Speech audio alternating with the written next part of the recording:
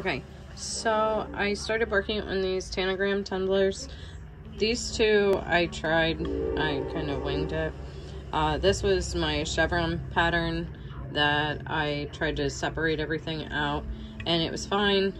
It's sanded right now, so it needs another coat of epoxy. But I didn't like, where is it? This.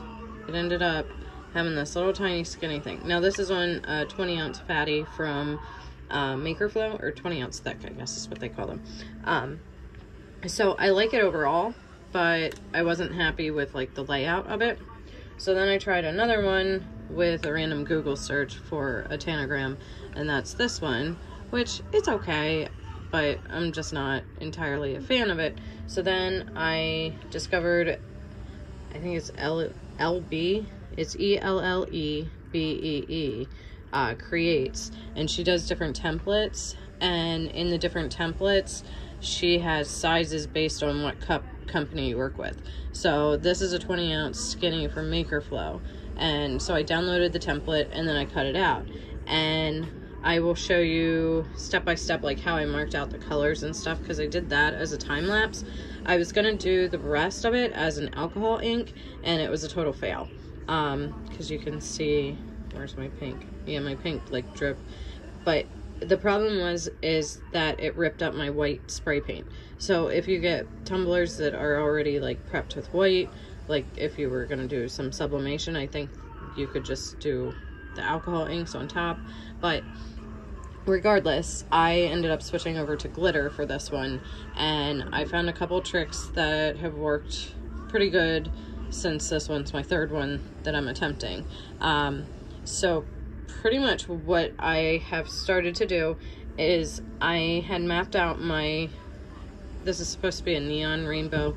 I mapped out my colors, which I did a pink, a purple, a blue, but it's kind of like a purpley blue, and then an aqua or teal, and then a green, and then I'm going to be doing a yellow and finishing up with an orange. So that's my color palette. I'll list everything that I used as far as brand wise and color wise and everything. But what I have had to do as far as coloring and the white background, so that I don't have to do multiple layers of glitter, is I take Mod Podge and I mix in, I do it with acrylic paint. Now this is obviously the one that I just used on that color, but I do acrylic paint and straight Mod Podge, and then I mix it together, and then I store them in containers because I use them pretty frequently. The one thing that I have found that really has worked well with this is not using a paintbrush, and I'll show you what I mean. Let me get my glitter back out of here. This one's already mixed up, and then we're going to be using the aqua right above here. When I did these before, I had problems with the glitter trying to rip off, or like when I peel my removable vinyl, it tries to take off my glitter too. So I kind of paint it as I go, and then after like about 3 to 5 of these little shapes, then I take my weeding tool and I pick it. So I will show you how it goes, but I'm going to do a time lapse so that you don't have to get totally bored. Okay?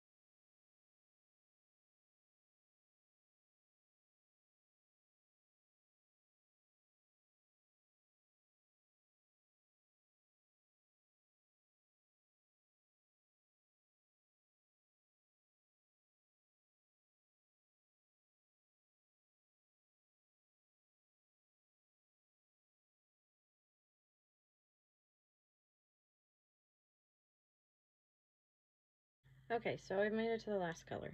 It looks like this.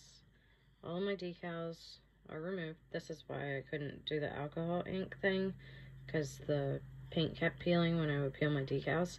So all the decals are removed, and the only thing left is the white, which is going to be this neon yellow. I don't have neon yellow mixed up, so I have put a little bit of Mod Podge right here, and I'm going to add the yellow to it, and then I'm just going to mix it up. It doesn't take much to do, just those little areas that are on there, because you really want more Mod Podge than pigment. So you just mix it and apply, and then do your glitter.